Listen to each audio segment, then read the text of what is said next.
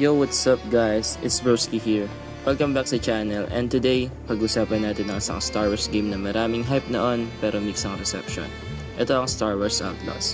Ngayon ang tanong, 2026 na, worth it pa bang laruin to or skip na lang? Well, let's find out.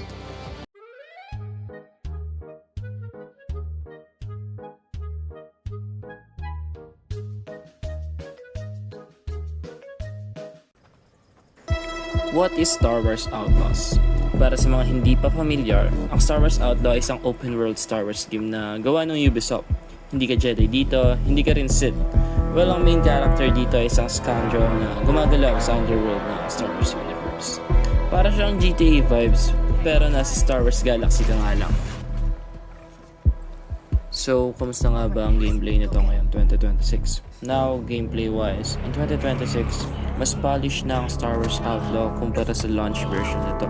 Mas stable na ang performance, kumonti na rin ang bugs nito, and mas smooth na ang combat at stealth. Ang shooting feels decent, pero hindi siya groundbreaking. Yung stealth, medyo hit or miss. May moments na solid, and may moments na medyo frustrating.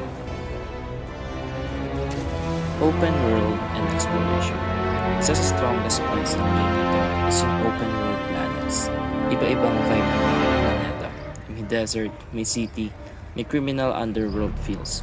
Kung fan ka ng Star Wars lore, ma-enjoy mo mag-explore kahit minsan repetitive yung side missions nito.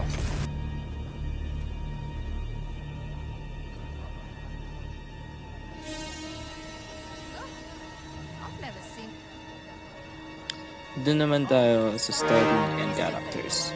Story-wise, hindi siya kasing iconic ng Jedi series. Pero decent naman. Ang trip mo yung smuggler, outlaw, at bounty hunter lifestyle sa Star Wars universe. Bagay sa ito. Yung main character, likable naman. Pero wag mong expect na sobrang iconic tulad ng ibang Star Wars protagonists. So, doon tayo sa bad side. Hindi rin tayo magbubulag-bulagan. May cons pa rin ang Star Wars Outlaws sa 2026. Unang-una dyan yung repetitive mission niya. Pangalawa yung Ubisoft-style open world. Kung sawang-sawa ka na lang talaga. And hindi siya mas play kung casual Star Wars fan ka lang. So, the big question. Worth it ba sa 2026? Yes and no.